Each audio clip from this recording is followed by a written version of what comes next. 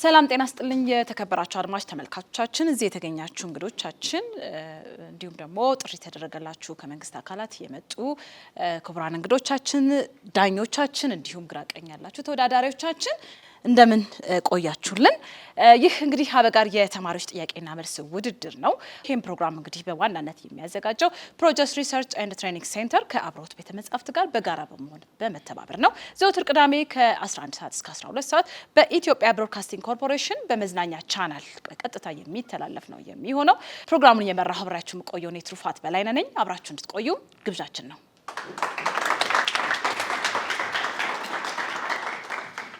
ክቡራና ክቡራት እንግዲህ ጥያቄና መልስ ውድድራችን የምንጀምረው ተወዳዳሪዎቻችን ራሳቸውን ለአድማጭ ተመልካቾቻችን አስተዋውቃችሁ ወደ ጥያቄና መልስ ፕሮግራማችን እንሄዳለን ቡድን 1 ቡድን 2 እያልን እንቀጥላለን ከዚህ በኋላ ቡድን 1 ራሳችሁን ለአድማጭ ተመልካቾች አስተዋውቁልን በጸሎት በላይ ይባላልው ከአሜሪካን ኮሌጅ ኦፍ ቴክኖሎጂ 3ኛ ዓመት የቢዝነስ አድሚኒስትሬሽን ተማሪ ነኝ እሺ አማኑኤል ሞክሪያ ይባላልው ከአዲስ አበባ ዩኒቨርሲቲ 2ኛ ዓመት የህግ ተማሪ ነኝ እሺ ባካችሁ ሞራል ስጡልን ለሁለቱም ተወዳዳሪዎች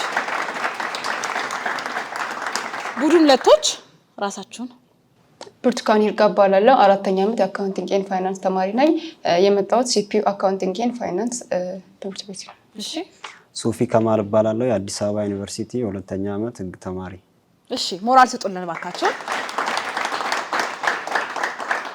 እንግዲህ ለሁለቱም ተወዳዳሪዎቻችን መልካም እድል እንመኛለን የመጀመሪያ ዙር ጥያቄ እንገባለን ማለት ነው ቀጥታ 6 ጥያቄዎች ነው ለሁለታችሁም የሚቀርብላችሁ ይሄንን ጥያቄ በ30 ሰከንድ ውስጥ መመለስ ይጠበቅባችኋል እያንዳንዱ ጥያቄ 10 ነጥብ የሚያስገኝ ነው የገንዘብ ሽልማቱም 400 ብር ነው የሚያስገኘው ካልመለሰና ወደ ሌላኛው የሚሻገር ከሆነ ደግሞ የገንዘብ መጠኑ ወደ 200 ብር ያንሳል ነጥቡም እንደዛው ቀንሶ 5 ነጥብ የሚያስገኝ ይሆናል ጥያቄ ያለመመለስ ደግሞ ነጥብ የሚያስቀንስባችሁ ነጥብ አይኖርም እኔ አንብቤ ሳልጨርስ መልሱን እንግዲህ ለመመለስ መሞከር አይቻልም ማለት ነው ይሄን ይመስላል ግልጽ ነው አይደል ለሁለታችሁም እነ በጸሎትም እነ ብርቱካን ግልጽ ነው ስለዚህ ቀጥታ የምንሄደው ለቡድን 1 ነው መጀመሪያ ጥያቄውን የምናቀርበው ጥያቄ ቁጥር 1 እነ በጸሎት ዓለም አቀፍ መንደር ወይም ግሎባል ቪሌጅ ሆናለች የሚለው አባባል ምንን ያመለክታል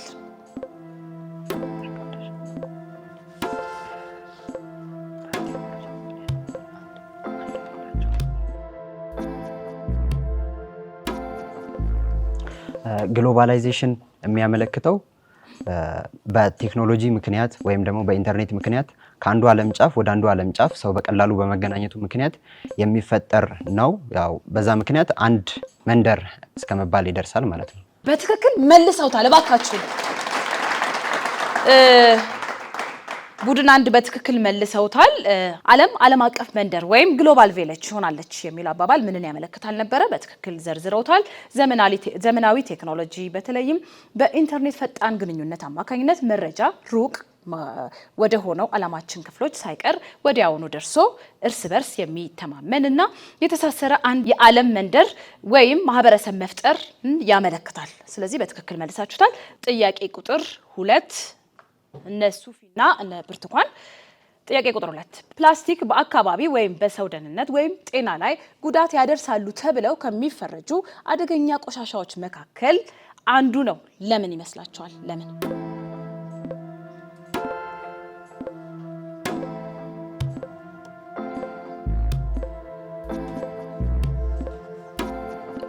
ቶሎ ወደ ብስባሽነት አይቀየሩም ፕላስቲክ ስለሆነ ረጅም ጊዜ ይወስዳል ማለት ነው ተጨማሪ ነገሮችን መዘርዘር ትችላላችሁ ሰዓት ስላላችሁ አካባቢንም ስለሚበክል ፕላስቲክ በአካባቢ ላይ ደህንነቱ ያልተጠበቀ ይሆናል አካባቢ ደህንነት ቶሎ ስለማይበሰብስ የሚሉ ምላሾችን ጠቅሰዋል በትክክል መልሰዋል ባካችሁን ሞራል ስጧቸው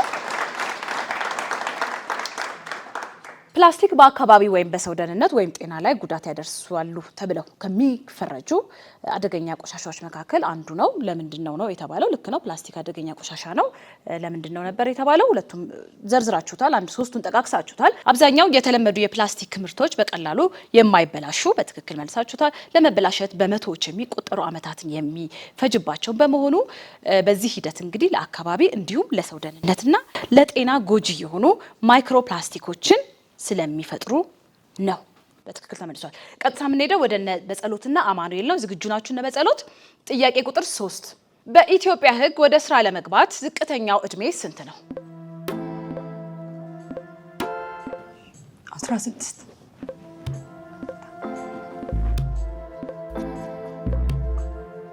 14 16 14 በሚል በጸሎትና አማኑኤል መልሰዋል። በትክክል አልመለሱትም።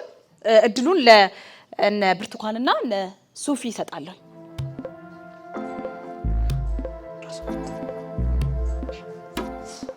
18 እነ ሱፊም እንግዲህ 18 በማለት መልሰዋል። በትክክል አልመለሳችሁትም። መልሱን እኔ አነባዋለሁኝ። በኢትዮጵያ ሕግ ወደ ስራ ለመግባት ዝቅተኛው እድሜ ስንት ነው ነበር ጥያቄው። በአሰሪና ሰራተኛ አዋጅ ቁጥር 1156 2011 አንቀጽ 89 ንዑስ ቁጥር 1 ድንጋጌ መሰረት ከ15 ዓመት በታች ያሉ ልጆችን ስራ ማሰማራት በሕግ የተከለከለ ነው። በዚህም አንቀጽ ስር እንግዲህ ከ15 እስከ 18 እድሜ ክልል ውስጥ ሆነው በስራ ላይ የሚገኙ ግለሰቦች ወጣት ሰራተኞች ተብለውም ይጠራሉ፣ ይጠቀሳሉ። እሺ ቡድን 2 እነ ብርቱካንና ሱፊ ዝግጁ ናቸው? እሺ ጥያቄ ቁጥር 4 በሕግ ከተቀመጠው የ15 ዓመት እድሜ ክልል በታች ያሉ ህጻናት በስራ ላይ ተሰማርተው ብታገኙና ለሁኔታው ጥቆማ ለመስጠት ብትፈልጉ የት ትሄዳላችሁ? ይህ ጉዳይ የሚመለከታቸው ቢያንስ 2 ተቋማትን ጥቀሱ።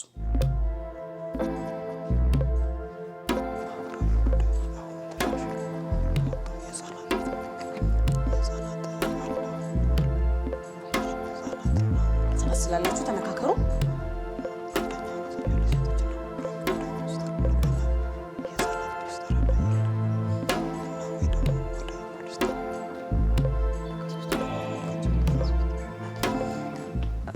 የመጀመሪያው የሴቶችና ማህበራዊ ጉዳይ ሚኒስቴር። እሺ ሰዓት አልቆባቸዋል። የሴቶችና ማህበራዊ ሚኒስቴር ብለዋል። ሴቶችና ማህበራዊ ሚኒስቴር ነው ያላችሁት። በአሁኑ ደግሞ የስራና ክህሎት ሚኒስቴር ነው። ስለዚህ ግማሽ ነጥብ ይሰጣችሁና ባካችሁ ሞራል ስጧቸው። ግማሽ ነጥብ አግኝተዋል። ቀጥታ የምናልፈው እድሉን ለቡድን 2 ታሻግራለሁኝ። መሞከር ትችላላችሁ። የቤተሰብ መምሪያ። ሰዓት ስላላችሁ 15 ሰከንድ። የህፃናትና ሴቶች አይደለም፣ የፍትህ ሚኒስቴር። የህፃናትና ሴቶች ፍትህ ሚኒስቴር ነው ያሉት። እንግዲህ በትክክል አልመለሱትም። መልሱን በቀጥታ አነባዋለሁኝ። በሕግ ከተጠቀሰው የ15 ዓመት እድሜ ክልል በታች ያሉ ህጻናትን በስራ ላይ ተሰማርተው ብታገኟቸው ስለ ሁኔታው ጥቆማ ለመስጠት ብትፈልጉ የት ትሄዳላችሁ? ይህ ጉዳይ የሚመለከታቸውን ቢያንስ 2 አካላት ተቋማት ጥቀሱ ነበር የተባለው። አንዱን በስራና ክህሎት ሚኒስቴርን ጠቅሰዋል። ስራና ክህሎት ሚኒስቴር፣ የአካባቢ ፖሊስ፣ የህፃናት ጥበቃ ክፍሎች፣ የኢትዮጵያ ሰብአዊ መብቶች ኮሚሽን በነፃ የስልክ አገልግሎት ቁጥር 7307 መደወል ይቻላል። የሲቪል ማህበረሰብ ድርጅት ወይም ሌሎች የማህበረሰብ ቡድኖች ጋር እንግዲህ ማሳወቅ ጥቆማ መስጠት ይቻላል። ጥያቄ ቁጥር 5 ነው የምንሄደው ወደ ነበጸሎትና ወደ አማኑኤል። ዝግጁ ናችሁ? ነበጸሎት ጥያቄ ቁጥር 5 በዓለም አቀፍ ደረጃ ወይም በሀገራችንም ጭምር የትኛው የስራ ዘርፍ ትልቁን የህፃናት ሰራተኞችን ቁጥር ይዞ ይገኛል? ምርጫ አለው። ሀ ኢንዱስትሪ፣ ለ እርሻ ወይም ግብርና፣ ሐመሮሃ ማዕድን፣ መ አገልግሎት።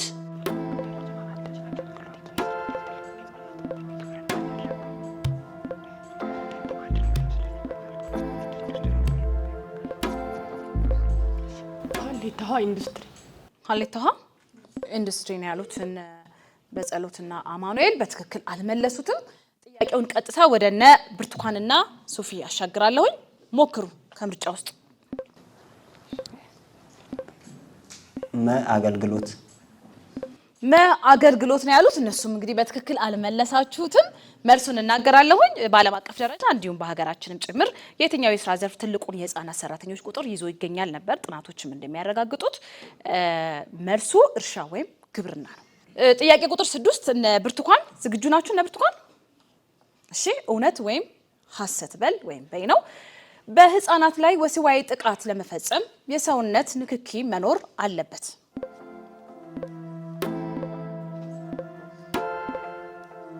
ተነጋገሩ።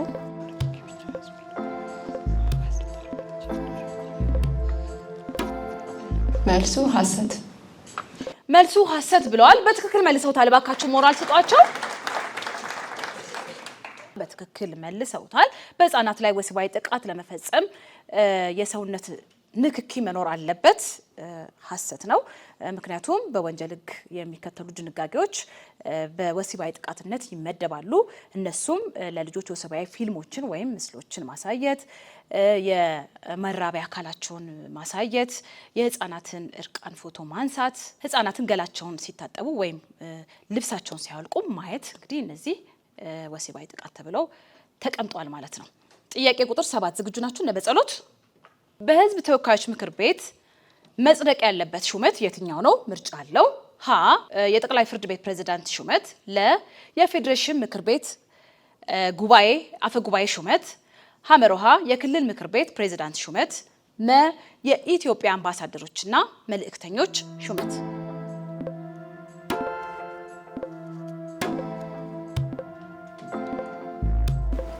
ሀሌታ ውሃ የጠቅላይ ፍርድ ቤት ፕሬዝዳንት ሹመት። ሀሌታ ውሃ የጠቅላይ ፍርድ ቤት ፕሬዝዳንት ሹመት ነው ያሉት። በትክክል መለሷታል። እነ ጸሎት እባካችሁ ሞራል ስጧቸው። በተወካዮች ምክር ቤት እንግዲህ መጽደቅ ያለበት ሹመት እንደተመለሰው የጠቅላይ ፍርድ ቤት ፕሬዝዳንት ሹመት ነው። ጥያቄ ቁጥር 8 እነ ብርቱካንና ሱፊ ዝግጁ ናቸው?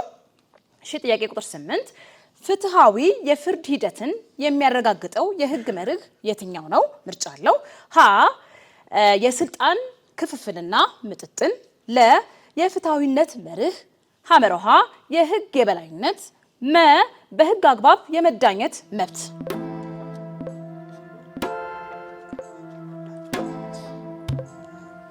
መ በህግ አግባብ የመዳኘት መብት። መ በህግ አግባብ የመዳኘት መብት ነው ያሉት። በትክክል መልሰውታል። እባካችሁ በትክክል ተመልሷል። ፍትሃዊ የፍርድ ሂደትን የሚያረጋግጠው የህግ መርህ የትኛው ነው ነበር ጥያቄው። በህግ አግባብ የመዳኘት መብት በትክክል ተመልሷል። በህግ አግባብ የመዳኘት መብት እንግዲህ ዲው ፕሮሰስ ኦፍ ሎ የምንለው ነው ማለት ነው። ጥያቄ ቁጥር 9 ነው የምንሄደው። በጸሎትና አማኑኤል ዝግጁ ናችሁ? በጸሎት እሺ። ጥያቄ ቁጥር 9 ዘር ተኮርነት ምን ማለት እንደሆነ አብራሪ ወይም አብራራ። አንዱን ዘር ከሌላው ለይቶ መጨቆን ሊሆን ይችላል፣ ወይንም ደግሞ አንዱን ዘር ከሌላው በመለየት ከፍ አድርጎ ሌላውን ከሱ በማሳነስ ሊሆን ይችላል ማለት ነው። ያኔ ከሌላው ሱፔሪየር ነው ብሎ ቢያምን ማለት ነው። ወይንም ደግሞ ከሌሎቹ በታች እንደሆነ እንዲያስብ ኢንክሉድ ያለማድረግ፣ በዘሩ ምክንያት አንድን ብሔረሰብ በመጨቆን የሚደረጉ ስራዎች። ልዩነትን አለመቀበል። በቃ እንድታብራሩት ያው ሰዓት ስላላችሁ ነው እድሉን የሰጠዋችሁ እንጂ በትክክል መልሰውታል። እባካችሁ ሞራል ስጧቸው። ዘር ተኮርነት ምን ማለት እንደሆነ አብራራ ነበረ። በግልጽ እናንተ ማብራርታችሁታል። የራስን ብሔር የበላይ አድርጎ መመልከት፣ ለራስ ብሔር ተወላጆች ማዳላት ወይም የሌላ ብሔር ተወላጆችን ማግለል፣ ከሌላ ብሔር ተወላጆች ጋር ተቻችሎ አለመኖር ወይም አለመተባበር። በእነዚህ ተጠቅሷል። በትክክል መልሳችሁታል። ጥያቄ ቁጥር 10 ነው የምንሄደው። እነ ብርቱካንና ሶፊ ዝግጁ ናቸው? ጥያቄ ቁጥር 10 ከላይ በተሰጠው ትርጉም መሰረት በጥያቄ ቁጥር 9 ላይ በተሰጠው ትርጉም መሰረት ዘር ተኮር ተጽዕኖ ከሚያሳድርባቸው ሰብአዊ መብቶች ውስጥ ሶስቱን ጥቀሽ። አንደኛው የእኩልነት መብት፣ ሁለተኛው ደግሞ ሲቪል ራይት የምንለው፣ ሶስተኛ ፖለቲካል ራይት። በተጨማሪም የእርዳታ ተጨማሪ መዘርዘር ትችላላችሁ ሰዓት ስላላችሁ።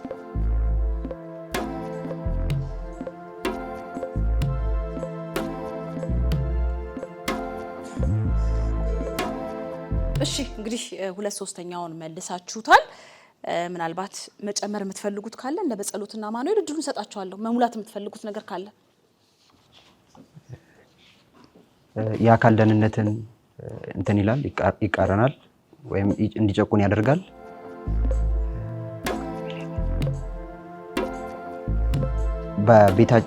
ደህንነታችን እንዳይጠበቅ ያደርጋል። በዛ አካባቢ ላይ የመኖር መብት የአካል ደህንነት መብት ብለዋል። እሺ በጸሎትና አማኑኤል 1/3 አግኝተዋል። እባካችሁ ሞራል ስጧቸው። ከላይ በተጠቀሰው ትርጉም መሰረት ዘር ተኮርነት ተጽዕኖ ከሚያሳድርባቸው ሰብአዊ መብቶች ውስጥ ሶስቱን ጥቀስ ወይም ጥቀሽ ነበር የተባለው። የእኩልነት ወይም ከማንኛውም መድሎ ነፃ የመሆን መብት፣ የህይወት የአካል ደህንነት እና የነጻነት መብት፣ የመማር መብት፣ የመዛወር፣ የመኖሪያ ቤት የመመስረት መብት ላይ የሃይማኖት የእምነትና የአመለካከት ነጻነት መብቶች እነዚህ እንግዲህ በግልጽ ተቀምጠዋል ማለት ነው። እነ በጸሎት ጥያቄ ቁጥር 11 አዲስ ህግ ሲነደፍ የሚከተለውን ቅደም ተከተል ግለጽ። የሚከተለውን ቅደም ተከተል በዝርዝር። አዲስ ህግ ሲነደፍ መጀመሪያ ድራፍቲንግ ይኖራል። ከድራፍቲንጉ በኋላ የህዝብ ተወካዮች ምክር ቤት ያጸድቀዋል ማለት ነው። ድራፍቲንጉ ላይ የህዝብ ተወካዮች ምክር ቤት አባላት ድራፍቲንጉን ሊያመጡ ይችላሉ። ከዛ በኋላ ግን በአብላጫ ድምፅ የህዝብ ተወካዮች ምክር ቤት ያጸድቀዋል ማለት ነው። ከማህበረሰቡ ከሚወጡ እንትኖች ሊታይ ይችላል። ከሚወጡ ቅሬታዎችም እሺ እንግዲህ ግማሽ ነጥብ እንሰጣቸዋለን። በትክክል ስላልተመለሰ ግማሹን ግን መልሳቸዋል። ረቂቁን መልሳቸዋል። ድራፍቲንግ ብትሉም በአማርኛ ረቂቅ ማለት ነው። ስለዚህ ቀጥታ የምናሻግረው ወደነ ብርቱካንና ሱፊ ነው። ሞክሩ። ግማሹ ላይ መጀመሪያ ድራፍት ይዘጋጃል። ከዛ በኋላ የህዝብ ተወካዮች ምክር ቤት ይወያዩበታል። አስፈላጊ ከተወያዩ በአብላጫ ድምፅ ያጸድቁታል ድራፍቱን። ከዛ በኋላ አስፈላጊ ከሆነ ወደ ህዝብ ወርዶ ለዛ ከህዝቡ ጋር ውይይት ይደረግበታል። መጨረሻ ላይ ህዝብ ተወካዮች ምክር ቤት ተመልሶ በአብላጫ ድምፅ ያጸድቀዋል። ፕሮሰሱን ወይም ደግሞ ሂደቱን በቅደም ተከተል ባታስቀምጡም ዘርዝራችሁታል። የተወሰነውን ግማሹ በዚህ ጋር ስለተወሰደ በቡድን አንድ በቡድን ሁለት ደግሞ ግማሹ ወስደውታል። ስለዚህ ግማሽ ነጥብ ያስገኛል ማለት ነው ያገኛችሁት። እባካችሁ ሞራል ስጡልን። አዲስ ህግ ሲነደፍ የሚከተለውን ቅደም ተከተል ግለጽ ወይም ግለጭ ነበር የተባለው።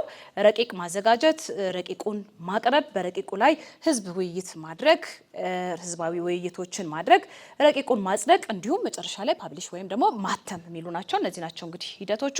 ጥያቄ ቁጥር 12 ነው የምንሄደው። እነ ብርቱካንና እነ ሱፊ ናችሁ። ዝግጁ ናችሁ እነ ብርቱካን? እሺ ጥያቄ ቁጥር 12 በህገ መንግስቱ አንቀጽ 12 ድንጋጌ መሰረት የመንግስት አሰራርና ተጠያቂነት የሚለው ምንን ያካትታል? ሁለቱን ተግባራትን ግለጽ።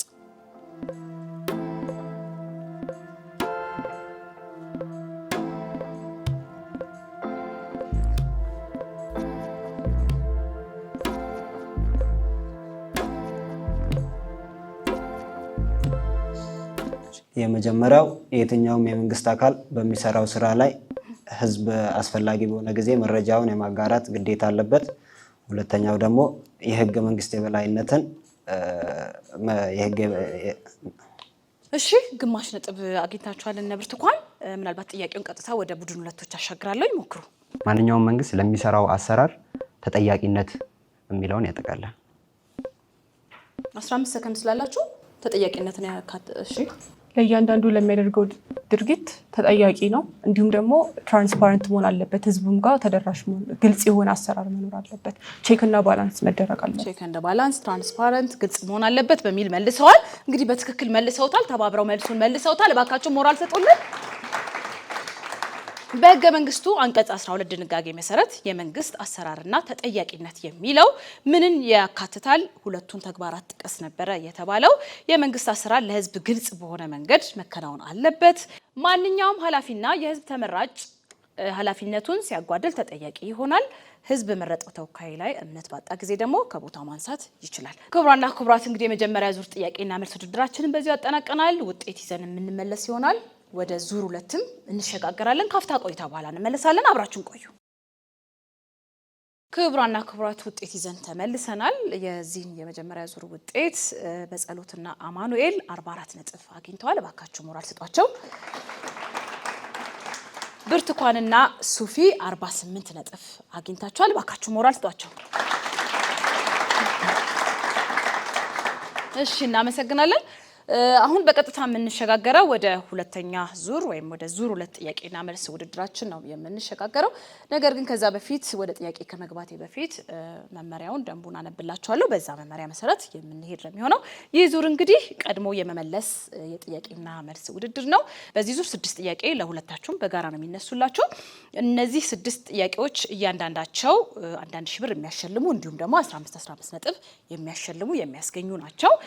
በ60 ሰከንድ ውስጥ መመለስ ይጠበቅባቸዋል። ነገር ግን ቅድሚያ ለመመለስ መብራቱን ተጭኖ ለመመለስ ሞክሮ ምላሽን ያላገኘው ወገን ካለና ወደ ሌላኛው ቡድን የሚሸጋገር ከሆነ ነጥቡ ያው ነው፣ እንዲሁም 15 ነጥቡ አይቀነስም። ሁለተኛውም ዙር እድሉን የወሰደ ሰው ማንኛውም ጥያቄ እንግዲህ ቀድሞ መመለስ ወይም ደግሞ ቀድሞ ለመመለስ ጥረት ማድረግ መብራት ማብራት አይቻልም። እኔ አንብቤ ከጨረስኩ በኋላ ነው መመለስ የምትችሉት። ሳላነብ ድንገት ካበራችሁ ያው ይዘላችሁና ወደ ሌላኛው ቡድን ይሄዳል ማለት ነው ጥያቄው። በዚህ የጥያቄና መልስ ውድድር ላይ እንደቀድሙ ብዙ ጊዜ መሞከር አይቻልም። አንዴ ብቻ ነው መሞከር የምትችሉት። አንዴ ከእንትን ካላችሁ ይዘላችሁና ወደ ሌላኛው ይሄዳል፣ ካልተገኘ ማለት ነው። ከተገኘም ይጨበጨብላችሁና ማርካችሁን ነጥባችሁን ታገኛላችሁ። እሺ እናመሰግናለን። ዙር 2 ጥያቄ ቁጥር 1 አይነ ስውራን ለመጻፍና ለማንበብ የሚጠቀሙበት መሳሪያ ምን ተብሎ ይጠራል? እሺ እነ ብርቱካንና ሶፊ አብረታችኋል። ቡድን ሁለቶች ብሬል። ብርቱካንና ሶፊ በትክክል መልሰውታል። እባካችሁን ሞራል ስጧቸው። ጥያቄ ቁጥር 2 ዝግጁ ናችሁ? ሁለታችሁም እነ በጸሎት እነ ብርቱካን ዝግጁ ናችሁ? ጥያቄ ቁጥር 2 በመንግስት አወቃቀር ስርዓት ውስጥ የህግ አስፈጻሚው ሚና ምንድን ነው? እሺ ቡድን ሁለቶች አሁንም አብርተዋል። እነ ብርቱካንና እነ ሶፊ የህግ አስፈጻሚው ሚና በህዝብ ተወካዮች ምክር ቤት የወጣውን ህግ በትክክል ተተግብሯል ብሎ የሚያይ ነው፣ ወይም ህግን የሚያስፈጽም ማለት ነው። ህግን ማስፈጸም በትክክል መልሰውታል። እባካችሁን በመንግስት አወቃቀር ስርዓት ውስጥ እንግዲህ የህግ አስፈጻሚ ሚና ምንድነው ነበረ? ልክ ነው፣ ህግ ማስፈጸም ሚናው ነው።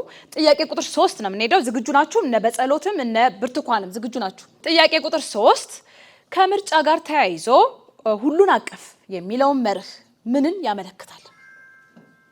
እነ በጸሎትና እነ አማኑኤል አብርታችኋል። እባካችሁን እሺ።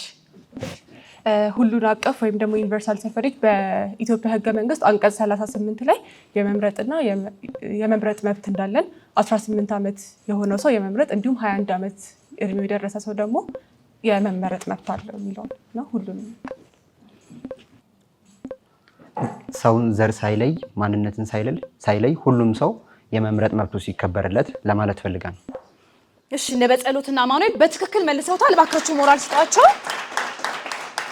ከምርጫ ጋር ተያይዞ ሁሉን አቀፍ የሚለው መርህ ምንን ያመለክታል ነበር የተባለው? በትክክል መልሰውታል። የመምረጥ መብት ዘርን፣ ጾታን፣ ማህበራዊ የኑሮ ደረጃን መሰረት ሳያደርግ ለሁሉም እድሜው ለመመረጥ ለደረሰ ሰው የተቀመጠ መብት መሆኑን እንግዲህ በግልጽ አንቀጹንም ጠቅሰው አብራርተውልናል። እናመሰግናለን። ጥያቄ ቁጥር 4 ነው የምንሄደው። እነ በጸሎት እነ ብርቱካን ግራቀኛችሁ ዝግጁ ናችሁ? እሺ ጥያቄ ቁጥር 4 የግልግል፣ የሽምግልና፣ የእርቅ እና ድርድር ያሉ ዘዴዎች ሰዎች ጉዳያቸውን ከፍርድ ቤት ውጭ ወይም ደግሞ ወደ ፍርድ ቤት ሳይደርስ አለመግባባትን ለመፍታት የሚጠቀሙባቸው ዘዴዎች ናቸው። እነዚህ ዘዴዎች በጥቅሉ ምን በመባል ይታወቃሉ? ቡድን አንዶች ጥያቄው አንብቤ ሳልጨርስ ነው እንግዲህ እያበራችሁት። ስለዚህ ይዘላችሁና ወደ ቡድን ሁለቶች ሙከራውን ወደ እናንተ አስተላልፋለሁ። ይባላል እነዚህ ባህላዊ ዘዴዎች ወይም ደግሞ ከስተመሪ ሎ የሚባሉ ወይም ደግሞ በሽምግልና የሚፈታ ማለት ነው። ወይም በገዳ ስርዓት በሽምግልና በባህላዊ ወይም ከስተመሪ ሎ የሚፈታ ነው ያሉት። በትክክል መልሱን አልመለሳችሁትም። እሺ እንግዲህ በሁለታችሁም በኩል አልተመለሰም መልሱ። የግልግል፣ የሽምግልና፣ እርቅና ድርድር ያሉ ዘዴዎችን ሰዎች ጉዳያቸውን ከፍርድ ቤት ውጭ ወይም ወደ ፍርድ ቤት ሳይደርስ አለመግባባትን ለመፍታት የሚጠቀሙባቸው ዘዴዎች ናቸው። እነዚህ ዘዴዎች በጥቅሉ ምን በመባል ይታወቃሉ ነበር ጥያቄው። አማራጭ የግጭት መፍቻ ዘዴዎች ወይም ኦልተርናቲቭ ዲስፑት ሪዞሉሽን የምንላቸው ማለት ነው። እነሱ ናቸው። በትክክል አልተመለሰም። እንግዲህ ቀጥታ የምናልፈው ወደ ጥያቄ ቁጥር 5 ነው። ግራቀኛችሁ ዝግጁ ናችሁ? እነ በጸሎት እነ ብርቱካን ዝግጁ ናችሁ? እሺ ጥያቄ ቁጥር 5 ማንኛውም ሰው የግል ህይወቱ ግላዊነቱ የመከበር መብት አለው የሚለው የህገ መንግስቱ አንቀጽ 26 ንዑስ ቁጥር 1 ድንጋጌ ምንን ያመለክታል? እሺ እነ ብርቱካንና እነ ሶፊ አብርታችኋል። እሺ ማንኛውም ሰው የግል ህይወት አለው የሚለው ከሱ ውስጥ የመጀመሪያው አርቢትራሪ አሬስት የሚባለው ወይም ደግሞ ያለምንም የፍርድ ቤት ፍቃድ መታሰር፣ አካላዊ ጉዳቶች እንደዛውም ደግሞ በመኖሪያ ቤት ውስጥ የሚደረጉ ያለ ፍርድ ቤት ፍቃድ ዲቴንሽን ማለት ያለ ፍርድ ቤት ፍቃድ የአንድን ሰው ግላዊ ዶሚሳይሉን መግባትና መበርበር መኖሪያ ቤት መኖሪያ ቤት እሺ ብላችኋል። እሱን እሺ ሌላ ሰዓት ስላላችሁ ከአካላዊ ጉዳት መጠበቅን። እሺ ሰዓታለች። ከህግ ምንም አይነት ትዕዛዝ ሳይመጣ ቃልን ወይም ምንም ነገር አለመናገር ወይም አለመስጠት ማለት ነው። እሺ እነ ብርቱካንና ሶፊ በትክክል መልሰውታል። እባካችሁ ሞራል ስጧቸው። ማንኛውም ሰው የግል ህይወቱ ግላዊነቱ የመከበር መብት አለው የሚለው የህገ መንግስቱ አንቀጽ 26 ንዑስ ቁጥር 1 ድንጋጌ ምንን ያመለክታል ነበረ? አብዛኛዎቹ መልሳቸዋል። የማንኛውም ግለሰብ መኖሪያ ቤቱ፣ ሰውነቱ፣ ንብረቱና በግል ይዞታው ያለ ንብረት ህግ ከፈቀደው ስርዓት ውጭ ከመያዝ ወይም ከመደፈር የመጠበቅ መብት አለው። ይሄንንም በግልጽ እንግዲህ አስቀምጣችኋል። ከመያዝ መብት የመጠበቅ መብት አለው ብላችኋል። ቀጥታ የምናልፈው ወደ ጥያቄ ቁጥር 6 እና የመጨረሻው ነው በዚህ ዙር። ዝግጁ ናችሁ? ሁለታችሁም እነ በጸሎት እነ ብርቱካን። ጥያቄ ቁጥር 6 መሰረታዊ የሰብአዊ መብት ሆኖ ከአካባቢ ጥበቃ ህግ ጋር በተያያዘ በዋነኛነት አተገባበሩ ላይ ገደብ የሚጣልበት መብት የትኛው ነው? አተገባበሩ ላይ ቡድን ሁለቶች እነ ብርቱካንና ሶፊ አብርታችኋል። እሺ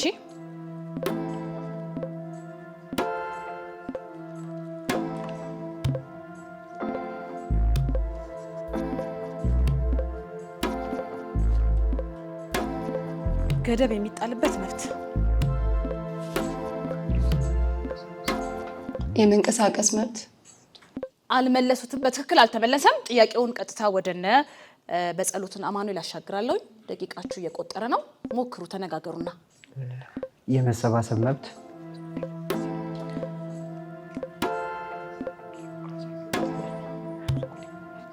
እሺ እንግዲህ ሁለቱም መልሱን አላገኙትም፣ አልመለሱትም። መሰረታዊ የሰብአዊ መብት ሆኖ ከአካባቢ ጥበቃ ህግ ጋር በተያያዘ በዋነኛነት አተገባበሩ ላይ ገደብ የሚጣልበት መብት የትኛው ነው ነበር የተባለው?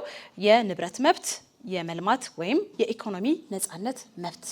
ክቡራንና ክቡራት የዙር 2 ውድድራችን እንግዲህ እስካሁን ያያችሁትን የተከታተላችሁትን ይመስል ነበረ። የዙር 2ን ውጤት እንዲሁም ደግሞ ወደ 3ኛ ዙር መሸጋገሪያ ይዘን የምንመለስ ነው የሚሆነው። እስከዛው ድረስ አብረን እንቆይ። ክቡራንና ክቡራት የሁለተኛውን ዙር ውድድር ውጤት ይዘን ተመልሰናል። በሁለተኛው ዙር ውድድር ላይ እነ በጸሎትና አማኑኤል 15 ነጥብ አግኝተዋል። እባካችሁ ሞራል ስጧቸው። እነ ብርቱካንና ሶፊ ቡድን ሁለቶች 40 ነጥብ አግኝተዋል። እባካችሁ ሞራል። ቀጥታ የምንሸጋገረው እንግዲህ ወደ 3ኛው ዙር ነው የሚሆነው። በዚህ ዙር ውስጥ ደንቡን አነብላችኋለሁኝ። 5 ጥያቄዎች ናቸው የሚቀርብላችሁ። እነዚህ ጥያቄዎች እያንዳንዳቸው በ60 ሰከንድ ውስጥ መመለስ መቻል አለባቸው። የሚያሸልሙት የብር መጠን 400 ብር ነው። እንዲሁም ደግሞ 10 ነጥብ የሚያስገኙ ናቸው። የተለያዩ ምድቦችም አሉት። ምድብ 1 ስነ ዜጋ፣ ምድብ 2 ሰብአዊ መብት፣ ምድብ 3 ምርጫና መራጮች፣ ምድብ 4 ስነ ጽሁፍ፣ ምድብ 5 ታሪክ፣ ምድብ 6 ሉላዊ ወይም ግሎባል ናቸው። ከነዚህ ውስጥ እንግዲህ 5ቱን ነው የምትመርጡት፣ አንዱን አትመርጡም ማለት ነው። ስለዚህ እንግዲህ ማንኛውም ጥያቄ አንብቤ ሳልጨርስ ለመመለስ መሞከር አይቻልም። ይሄንን ይመስላል። ግልጽ ነው አይደለም? ስለዚህ ቀጥታ ወደ ጥያቄያችን እንሄዳለን። እንግዲህ በዚህ ዙር ደግሞ ቅድሚያ መብት የሚሰጠው አስቀድሞ ከፍተኛ ነጥብ ያስመዘገበው ቡድን ነው። እነ ብርቱካንና እነ ሶፊ እስካሁን ባለው ውድድር ውስጥ ከፍተኛ ነጥብ አስመዝግባቸዋል። ስለዚህ ለእናንተ እድሉን እሰጣለሁ። ነገር ግን አንድ ጥያቄ ግን ለኦዲየንስ መስጠት ትችላላችሁ። የከበዳችሁን በጣም የከበዳችሁን ለኦዲየንሱ ወይም ለተመልካች ማሻገር ትችላላችሁ። ስለዚህ ቀጥታ ወደ ጥያቄው እንግባ። ዝግጁ ናችሁ? እነ ብርቱካንና እነ ሶፊ እሺ ምረጡ። ስነ ዜጋ፣ ሰብአዊ መብት፣ ምርጫና መራጮች፣ ስነ ጽሁፍ፣ ታሪክ፣ ሉላዊ ወይም ግሎባል። ምድብ 1 ስነ ዜጋ። ምድብ 1 ስነ ዜጋ። ጥያቄ ቁጥር 1 ህግ ሳይኖር ወንጀል የለም የሚለው መርህ የምን መርህ ነው? ምርጫ አለው። ሀ የህግ የበላይነት መርህ፣ ለ የህጋዊነት መርህ፣ ሐመርሃ የስልጣን ክፍፍል መርህ፣ መ የእኩልነት መርህ። ለየህጋዊነት መርህ። ለየህጋዊነት መርህ ብለዋል እነ ብርቱካንና ሶፊ። በትክክል መልሰውታል። እባካችሁ ሞራል ስጣቸው። የህጋዊነት መርህ ነው። ህግ ሳይኖር ወንጀል የለም የሚለው ኖ ክራይም ዊዛውት ሎው የሚለው ማለት ነው። መርህ ምንድን ነው? የምን መርህ ነው ነበር ጥያቄው። ስለዚህ የህጋዊነት መርህ ነው። በወንጀል ህጋችን አንቀጽ 2 ንዑስ ቁጥር 2 መሰረት ፍርድ ቤት ህገወጥነቱ በህግ ያልተደነገገን ድርጊት ወይም ግድፈት እንደ ወንጀል ሊቆጥረውና ቅጣት ሊወሰንበት አይችልም።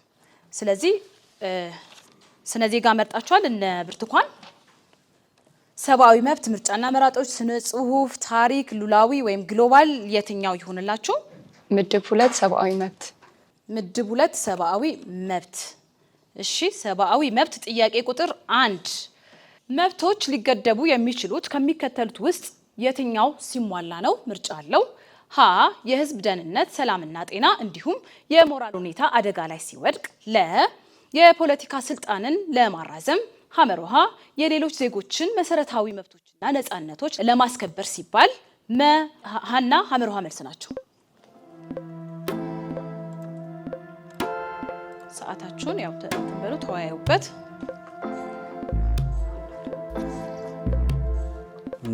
ሀና ሐመሮሃ መልስ ናቸው። ሀና ሐመሮሃ መልስ ናቸው ብለዋል። ብርቱካን በትክክል መልሰውታል። መብቶች ሊገደቡ የሚችሉት ከሚከተሉት ውስጥ የትኛው ሲሟላ ነው ነበር ጥያቄው። ሀ የህዝብ ደህንነት፣ ሰላምና ጤና እንዲሁም የሞራል ሁኔታ አደጋ ላይ ሲወድቅ፣ እንዲሁም ሐመሮሃ የሌሎች ዜጎችን መሰረታዊ መብቶችና ነፃነቶች ለማስከበር ሲባል በትክክል ተመልሷል። ምርጫና መራጮች፣ ስነ ጽሁፍ፣ ታሪክ፣ ሉላዊ ወይም ግሎባል አላችሁ። የትኛው ይሆንላችሁ ከነዚህ? ምርጫና መራጮች። ምርጫና መራጮች። እሺ ምርጫና መራጮች ጥያቄ ቁጥር 1 ጥቅም ላይ ያልዋሉ የድምጽ መስጫ ወረቀቶች ምን ይደረጋሉ? ሀ ምርጫ አለው፣ እዛው ምርጫ ጣቢያ ይጣላሉ። ለ ደህንነቱ በተጠበቀ ሁኔታ ታሽገው ከሌሎች የምርጫ ቁሳቁሶች ጋር ይቀመጣሉ። ሐመሮሃ ለሌላ ዓላማ አገልግሎት ላይ ይውላሉ። መ ለቀጣይ ምርጫ ይቀመጣሉ።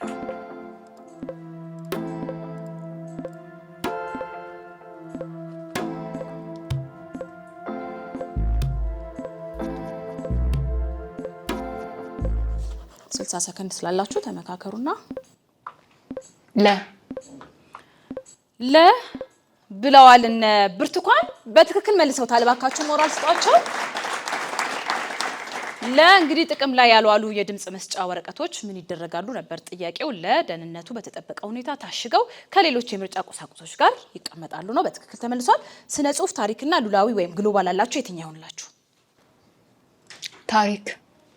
ታሪክ ብለዋል እነ ብርቱካን። ታሪክ ጥያቄ ቁጥር 1 በዓለማችን ታሪክ ነጭ ሽብርና ቀይ ሽብር በአብዮቶች ወይም በእርስ በርስ ጦርነቶች ወቅት ከፍተኛ የፖለቲካ አመጽ፣ ጭቆናና የጅምላ ግድያዎች የሚፈጸምባቸውን ወቅቶች ያመለክታሉ።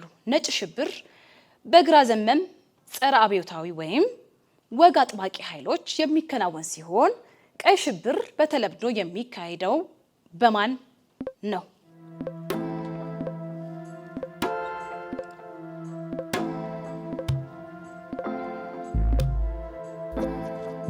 አሰላስሉበት። 30 ሰከንድ ስላላችሁ በደንብ አምናችሁበት መመለስ ትችላላችሁ።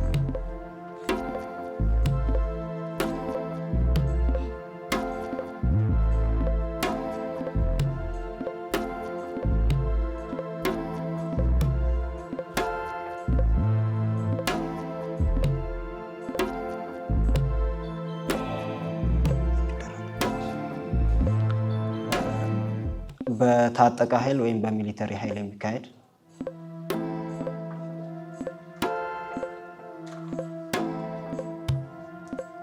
ሰዓት ስላላቸው አብራሩት።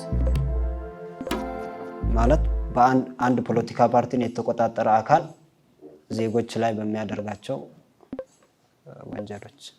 እሺ እንግዲህ መልሱን በትክክል አልመለሱትም። ምናልባት ጥያቄውን ቀጥታ ወደነ በጸሎትና አማኑኤል አሻግራለሁኝ። ሞክሩ። እነ በጸሎት ነጭ ሽብር በግራ ዘመም ሲሆን ቀይ ሽብር ደግሞ በቀኝ ዘመም ወይም ደግሞ ሞደርናይዝ በሚባለው። እሺ ሰከንድ ስላላችሁ ሞክሩ።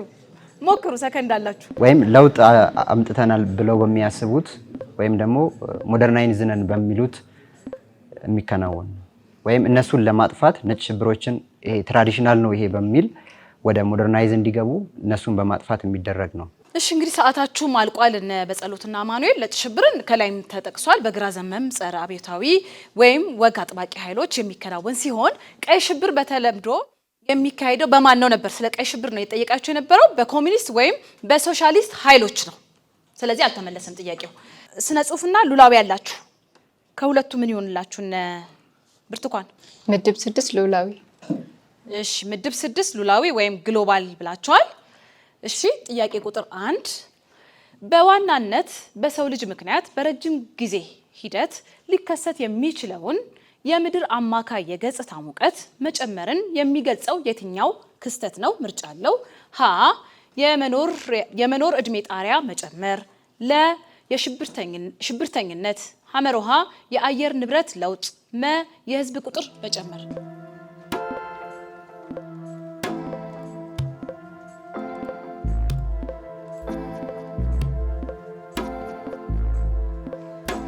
ሐመሮሃ የአየር ንብረት ለውጥ።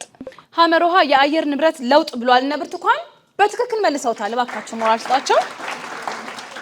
በዋናነት በሰው ልጅ ምክንያት በረጅም ጊዜ ሂደት ሊከሰት የሚችለውን የምድር አማካይ የገጽታ ሙቀት መጨመርን የሚገልጸው የትኛው ክስተት ነበር ጥያቄው።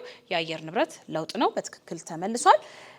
ጨርሳችኋል እነ ብርቱካን። ቀጥታ የምንሸጋገረው ወደ ቡድን 1 በጸሎትና እነ አማኑኤል ናችሁ። ምን ይሁንላችሁ? 6 ዙሮች አሉ። ስነ ዜጋ፣ ሰብአዊ መብት፣ ምርጫና መራጮች፣ ስነ ጽሁፍ፣ ታሪክ፣ ሉላዊ ወይም ግሎባል አለ። የትኛው ይሁንላችሁ? ምድብ 1 ስነ ዜጋ። ምድብ 1 ስነ ዜጋ። እሺ ጥያቄ ቁጥር 2 ስነ ዜጋ መርጣችኋል። ከሚከተሉት ውስጥ በህግ የሲቪል ማህበረሰብ ድርጅቶች ተግባር ያልሆነው የቱ ነው? ምርጫ አለው። ሀ በፖሊሲና ህግ ጉዳዮች ላይ ተሳትፎ ማድረግ፣ ለ ህዝብን ስለ መብቱ ማስተማር፣ ሐመሮሃ የፖለቲካ ስልጣን መያዝ፣ መ በልማት ስራዎች ውስጥ ተሳትፎ ማድረግ። 60 ሰከንድ አላችሁ። ተነጋገሩ፣ ተወያዩ። ሐመሮሃ የፖለቲካ ስልጣን መያዝ። ሐመሮሃ የፖለቲካ ስልጣን መያዝ ብለዋል እነ በጸሎት በትክክል መልሷል። ልክ ነው። የሲቪል ማህበረሰብ ድርጅቶች ከፖለቲካ ወገንተኝነት ነፃ ሆነው ማህበራዊ ችግሮችን እንዲቀርፉ ወይም ደግሞ የልማት ስራዎች እንዲፋጠኑ የበኩላቸውን አስተዋጽኦ ማድረግ ይጠበቅባቸዋል። በየትኛውም መልኩ ቢሆን የፖለቲካ ስልጣን ለመያዝ መስራት አይችሉም። በትክክል ተመልሷል። እሺ እነ በጸሎት ስነ ዜጋ ብላችኋል። ሰብአዊ መብት፣ ምርጫና መራጮች፣ ስነ ጽሁፍ፣ ታሪክ፣ ሉላዊ ወይም ግሎባል አለ። የትኛው ይሆንላችሁ እነ በጸሎት? ሰብአዊ መብት። ምድብ 2 ሰብአዊ መብት ጥያቄ ቁጥር 2። እሺ ዝግጁ ናችሁ እነ በጸሎት? በዓለም አቀፍ የሲቪልና የፖለቲካ ቃል ኪዳን ስምምነት መሰረት በመብቶች ላይ የሚጣሉ ገደቦች አግባብነት የሚለካው ከሚከተሉት ውስጥ የትኛውን መርህ ሲሟላ ነው? የትኛው መርህ ሲሟላ ነው? ምርጫ አለው። ሀ ገደቡ በህግ የተወሰነ ሲሆን፣ ለ ገደቡ ህጋዊ ዓላማ ያለው ሲሆን፣ ሐመሮሃ ገደቡ ስጋቱን ለማስቀረት አስፈላጊና ተመጣጣኝ ሲሆን፣ መ ሁሉም መልስ ናቸው። 60 ሰከንድ አላችሁ። ተወያዩበት።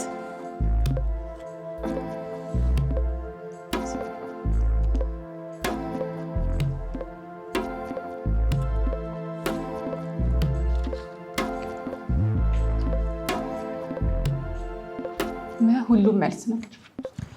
ሁሉም መልስ ናቸው ብለዋል እነ በጸሎት በትክክል መልሰውታል። ዓለም አቀፍ የሲቪል እና የፖለቲካ ቃል ኪዳን ስምምነት መሰረት በዚህ ስምምነት መሰረት በመብቶች ላይ የሚጣሉ ገደቦች አግባብነት የሚለካው ከሚከተሉት ውስጥ የትኛውን መርህ ሲሟላ ነው ነበር ጥያቄው። ሁሉም መልስ ናቸው። ሁሉም ገደብ በህግ የተወሰነ ሲሆን፣ ገደቡ ህጋዊ ዓላማ ያለው ሲሆን፣ ገደቡ ስጋቱን ለመቀረፍ ወይም ለማስቀረት አስፈላጊ ሆነና ተመጣጣኝ ሲሆን።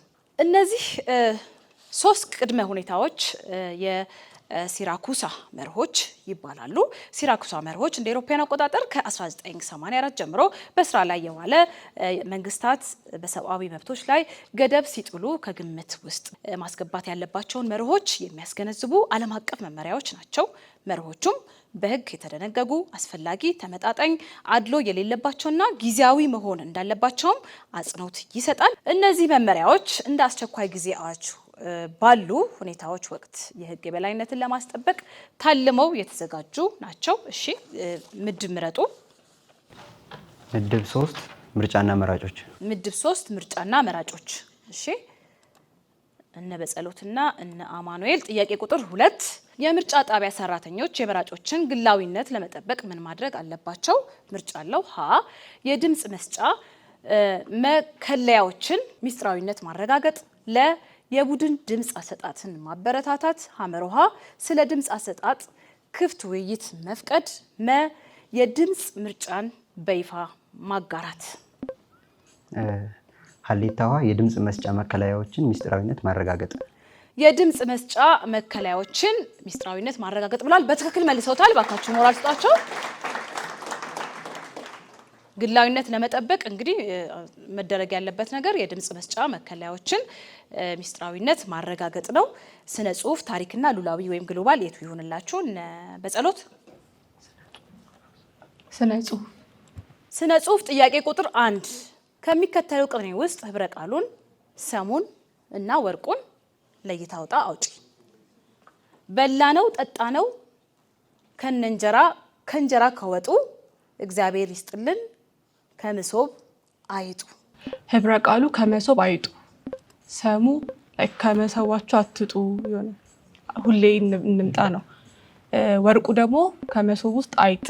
እሺ መልሱን እነ በጸሎት በትክክል መልሰውታል። ባካችሁ ሞራል ስጧቸው። ከሚከተለው ቅኔ ውስጥ እንግዲህ ህብረ ቃሉን ሰሙንና ወርቁን አውጡ ወይም አውጣ ነበር የተባለው። በላነው ጠጣነው ከእንጀራ ከወጡ እግዚአብሔር ይስጥልን ከመሶብ አይጡ ነበረ። ህብረ ቃሉ ከመሶብ አይጡ፣ ሰሙ ከመሶባችሁ እንጀራ አትጡ፣ ወርቁ መሶብ ውስጥ አይጣለ። በትክክል ተመልሷል። ታሪክ እና ግሎባል አላችሁ። ምድብ 6 ሉላዊ። ሉላዊ ጥያቄ ቁጥር 2 ዳሽ የተላላፊ በሽታዎችን ሰፊና ፈጣን ስርጭት ለመግለጽ የሚያገለግል ቃል ነው። ምርጫ አለው። ሀ ስር የሰደደ በሽታ፣ ለ ዓለም አቀፍ ስጋት፣ ሐመሮሃ የአካባቢ ብክለት፣ መ ወረርሽኝ። ወረርሽኝ ብሏል እነ በጸሎት በትክክል መልሰውታል። ባካችሁ ሞራል ስጧቸው። ወረርሽኝ የተላላፊ በሽታዎችን ሰፊና ፈጣን ስርጭት ለመግለጽ የሚያገለግል ቃል ነው።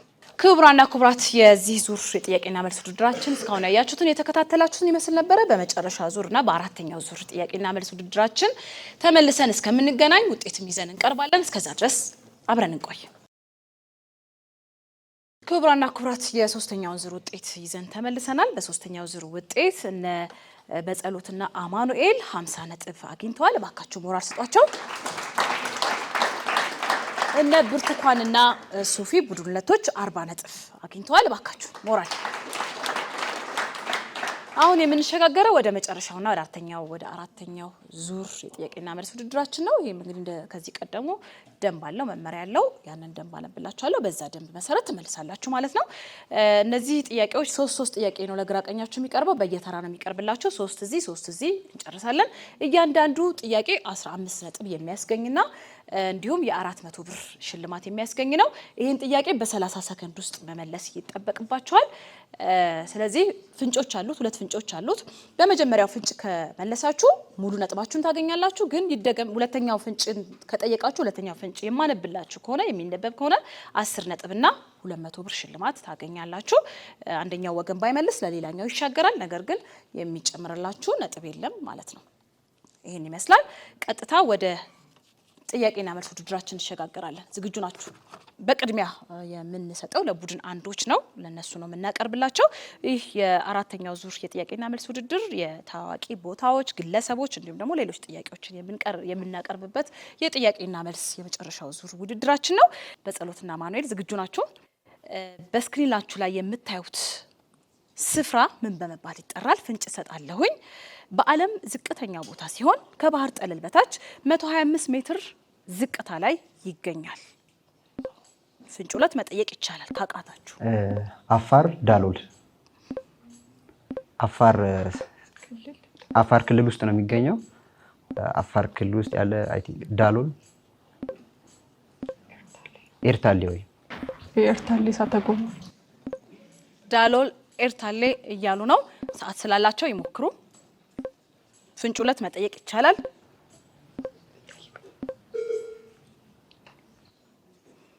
እሺ ፍንጭ ሁለትም እንግዲህ አልጠየቁንም፣ መልሱንም አልመለሱትም። ቀጥታ ወደነ ብርቱካን አሻግራለሁኝ። ጥያቄውን ሞክሩት። ስፍራው ምን በመባል ይታወቃል? የምታዩት ስፍራ ዴልሲ ወይም ዴልሲ። አስተካክሉት። ሰከንድ አላችኋል። አልተመለሰም። ዴልሲ ዴ ምናምን እያሉ ነው እንግዲህ አይደለም። እሺ በትክክል አልመለሱትም። ፍንጭ ሁለትንም ነግረናል። በዓለም ዝቅተኛው ቦታ ሲሆን ከባህር ጠለል በታች 125 ሜትር ዝቅታ ላይ ይገኛል። በኢትዮጵያ አፋር ክልል ውስጥም ይገኛል። አፋር ክልል ብለዋል። ነገር ግን የቦታ ስፍራው ምን በመባል ይታወቃል ስለሆነ ጥያቄው ክልሉን አይደለም። ዳናኪል ዲፕሬሽን በመባል ይታወቃል። ጥያቄ ቁጥር 2 እኚህ የምታዩቸው በስክሪናችሁ ላይ የምታዩቸው ግለሰብ ማን በመባል ይታወቃሉ? ማን ናቸው? ፍንጭ እሰጣለሁኝ። እውቅ ኢትዮጵያዊ የፊልም ዳይሬክተር፣ ፕሮዲውሰር እና ጸሐፊ እንዲሁም በአሜሪካን ሀገር ሃዋርድ ዩኒቨርሲቲ ፕሮፌሰር ናቸው። ኃይሌ ገሪማ። ማዕረጋቸው ምንድን ነው? ኃይሌ ገሪማ ፕሮፌሰር ኃይሌ ገሪማ በትክክል መልሰውታል። እባካችሁ ሳንኮፋ፣ ብላክ ላየንስ፣ ሮማን ዊልቭስ፣ ጤዛ፣ አድዋ፣ አን አፍሪካን ሂስትሪ በተሰኘ የፊልም ስራዎቻቸው የሚታወቁ ግለሰብ ታዋቂ ግለሰብ ናቸው። እሺ ጥያቄ ቁጥር 3 ዝግጁ ናችሁ? ቡድን አንዶች በጸሎት ዝግጁ ናችሁ?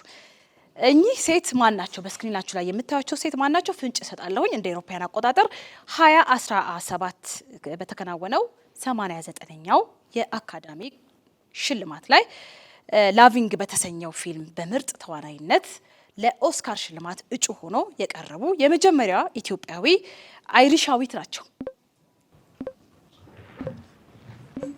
ሁለተኛው ፍንጭ ሁለት ጠይቀዋል። ፍንጭ ሁለትን እናነባለን።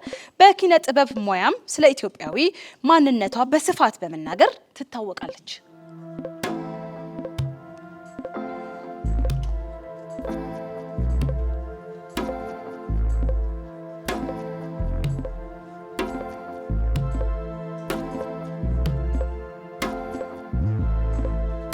እሺ እንግዲህ መልሱን አልመለሳችሁትም። ወደ ቡድን ሁለት ሞክሩት። ቡድን ሁለቶች እነ ብርቱካን መሞከር ይቻላል። እያያችኋቸው ናቸው።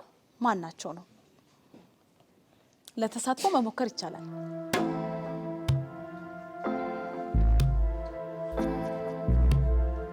አታውቋቸውም?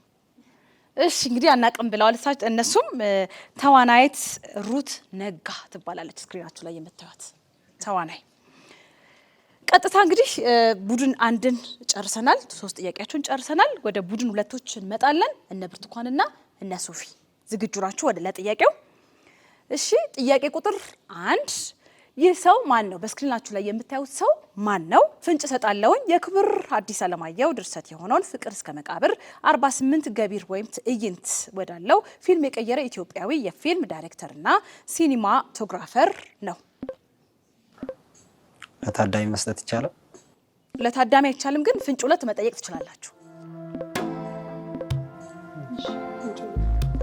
ፍንጭ ሁለት ጠይቀዋል። አደይና የፀሐይ መውጫ ልጆች በተሰኙ የፊልም ስራዎቹም ይታወቃል። ሰዓት ስላላችሁ ሞክሩ። እዩዋቸው፣ መልካቸውንም ማየት ይቻላል ከስራቸው በዘለለ።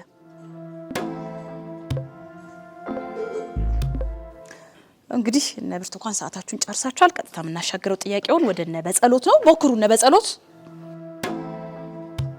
አማኑኤል መሞከር ይቻላል። ይዋቸውና ዳይሬክተር በረከት ነው ያሉት። መልሱን በትክክል አላገኙትም። ሰው መሆን ይስማው ናቸው። እሺ ጥያቄ ቁጥር 2 እነ ብርቱካንና ሱፊ ዝግጁ ናችሁ? ይህ መልክዓ ምድር ምን ተብሎ ይጠራል? በስክሪናችሁ ላይ የምታዩት መልክዓ ምድር ምን ተብሎ ይጠራል ነው። ፍንጭ እሰጣለሁኝ። የምስራቅ አፍሪካ ሸለቆ ቅርንጫፍ ሲሆን ከአፋር ሶስትዮሽ መጋጠሚያ ወደ ደቡብ ምዕራብ አቅጣጫ ኢትዮጵያን ያቋርጣል። ፍንጭ መጠየቅ ይቻላል።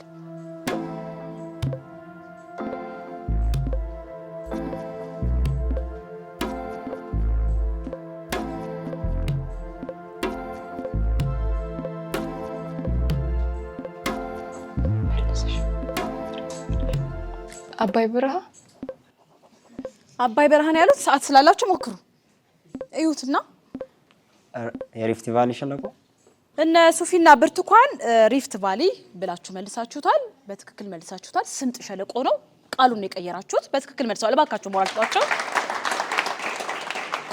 እሺ ይህ መልክዓ ምድር ምንድነው ነበረ? ፍንጭ አንድን ተናግሬያለሁ። ፍንጭ 2 መልክዓ ምድሩ በምድር ቅርፊት ላይ በተፈጠረ ስንጥቅ ምክንያት የተፈጠረ ሲሆን 7 ያህልም ሐይቆች በውስጡ ይዟል። ይህ እንግዲህ ስምጥ ሸለቆ ወይም ሪፍት ቫሊ እንዳላችሁት ነው። በትክክል መልሳችሁታል። ጥያቄ ቁጥር 3 እኚህ ሰው ማናቸው? በስክሪናችሁ ላይ የምታዩቸው ሰው ማናቸው? ፍንጭ ሰጣለሁኝ። በኢትዮጵያ የፒያኖ ንግስት፣ በምዕራቡ ዓለም ደግሞ ዘማሪዋ መነኩሴ በመባል ይታወቃሉ።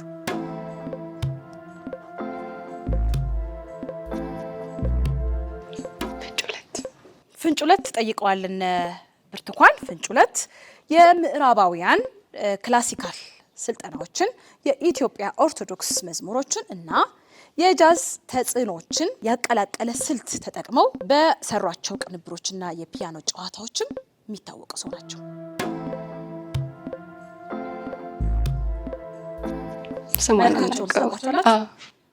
ስማቸውን ሞክሩ። ምን ሊሆኑ ይችላሉ ስታያቸው? እሺ እንግዲህ አልመለሱትም። ምናልባት ቡድን አንዶች እንድትሞክሩት ለእናንተ ድሉ ሰጣለሁኝ። ማናቸው? እስክሪናችሁ ላይ እማሆይ ተክለ ማርያም። አስተካክሉት።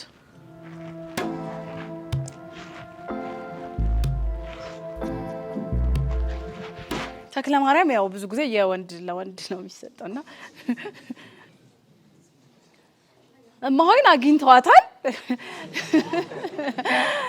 መልሱን እንግዲህ ሁለቱም በትክክል አልመለሱትም። እማሆይ ጽጌ ማርያም ገብሩ ይባላሉ። ክቡራና ክቡራት የአራተኛው ዙር የጥያቄና መልስ ውድድራችን ይሄን ይመስል ነበረ። እንግዲህ ውጤት ይዘን ፋይናል ውጤት ይዘን የምንመለስ ነው የሚሆነው። እስከዛው ድረስ አብራችን ቆዩ። ይህ እንግዲህ ያው ለኦዲየንሱም እንዲሳተፍ ተሳታፊ ለማድረግ ተዘጋጅቶ የሚቀርብ ጥያቄ አለ። ይህንን እንግዲህ አድማጭ ተመልካቾቻችን ወይም ታዳሚዎቻችን እንድትመልሱት በአክብሮት እንጠይቃለን። ጥያቄውን አነባለሁ፣ አዳምጡኝ። ጥያቄ ቁጥር 1 የኪሊማንጃሮ ተራራ የሚገኘው የት ሀገር ነው? እንግዲህ ብዙ እጆች ናቸው የሚታዩኝ። እሺ እዛ ጋር ስሜ ኤልዳና ባቡ ነው። የመጣሁት ከአዲስ አበባ ዩኒቨርሲቲ የፕሪ ኢንጂነሪንግ ተማሪ ነኝ። ኪሊማንጃሮ የሚባለው ተራራ በታንዛኒያ የሚገኝ ተራራ ነው። ኪሊማንጃሮ የሚገኘው ተራራ በታንዛኒያ የሚገኝ ነው ብላለች። በትክክል መልሰዋለች። እባካችሁ ሞራል ስጣት። ኤልዳና መልሰዋለች። ጥያቄ ቁጥር 2 አቀርብላችኋለሁ። ከጣና ሐይቅ ላይ የሚነሳ ወንዝ ማን ተብሎ ይጠራል? ከዚህ አንድ እድል ሰጥቻለሁ። ወደዚህኛው አሸጋገራለሁኝ። እሺ አመሰግናለሁ። ስሜ ማንደፍሮኝ ሚያ ይባላለሁ። የአራተኛው ዓመት የማኔጅመንት ተማሪ ነኝ ከአዲስ አበባ ዩኒቨርሲቲ። ከጣና ሐይቅ ላይ የሚነሳው ወንዝ አባይ ወንዝ ይባላል። ከጣና ሐይቅ የሚነሳ ወንዝ አባይ ብለዋል። እባካችሁ መልሱላችሁ። አሁን የመጨረሻ ዙር የጥያቄና መልስ ውድድራችንን ውጤት የምናሳውቅበት ሰዓት ላይ እንገኛለን። እነ በጸሎትና አማኑኤል 15 ነጥብ አግኝተዋል በዚህ በአራተኛው ዙር። እባካችሁ ሞራል ስጧቸው። እነ ብርቱካንና ሱፊም 15 ነጥብ አግኝተዋል። እባካችሁ ሞራል ስጧቸው። የመጨረሻውና የፋይናል ውጤትም ደርሶናል። እነ በጸሎትና አማኑኤል 124 ነጥብ እንዲሁም 5100 ብር አግኝተዋል። እባካችሁ ሞራል ስጧቸው። እነ ብርቱካንና ሱፊ ቡድን ሁለቶች 143 ነጥብ እንዲሁም 6600 ብር አግኝተዋል። እባካችሁ ሞራል። የዚህ ዙር አሸናፊ እንግዲህ እነ ብርቱካንና ሱፊ ናቸው። እባካችሁ ሞራል ስጧቸው። እንግዲህ አሁን ሽልማታቸውን የሚቀበሉበት ሰዓት ላይ እንገኛለን። ቡድን ሁለቶች እነ ብርቱካንና ሱፊ እባካችሁ ሽልማታችሁን ተቀበሉን። እሺ ጎበዞች በርቱ። ቡድን አንዶች እነ በጸሎትና አማኑኤል እባካችሁ ሽልማታችሁን ተቀበሉን። ሞራል ያስፈልጋቸዋል። እሺ ጎበዞች። ክቡራና ክቡራት የዚህ ዙር የጥያቄና መልስ ውድድራችን ይሄን ይመስል ነበረ። በቀጣይ እንግዲህ በአዲስ ተወዳዳሪዎች ጋራ በአዲስ ጥያቄና መልስ ውድድሮች የምንገናኝ ነው የሚሆነው። ይህን ፕሮግራም አዘጋጅቶ እናንተ ያቀረበላችሁ ፕሮጀክት ሪሰርች ኤንድ ትሬኒንግ ሴንተር ከአብሮት ቤተ መጻሕፍት ጋር በጋራ በመሆን በመተባበር ነበረ። ዘወትር ቅዳሜ ከ11 ሰዓት እስከ 12 ሰዓት በኢትዮጵያ ብሮድካስቲንግ ኮርፖሬሽን በመዝናኛ ቻናል የሚተላለፍ ፕሮግራም ነው። እንድትከታተሉን እንግዲህ በአክብሮት ጋበዝናችሁ። እዚህ የተገኛችሁ ታዳሚዎቻችን፣ ዳኞቻችን፣ ግራቀኝ ያላችሁ ተወዳዳሪዎቻችን እንዲሁም ካሜራማኖቻችን እጅግ አድርገን እናመሰግናለን። አድማጭ ተመልካቾቻችንም እንግዲህ እስካሁን አብረውን ስለነበሩ እጅግ አድርገን ልናመሰግናችሁ እንወዳለን። በቀጣይ እስከምንገናኝ ቸር ሰንብቱ።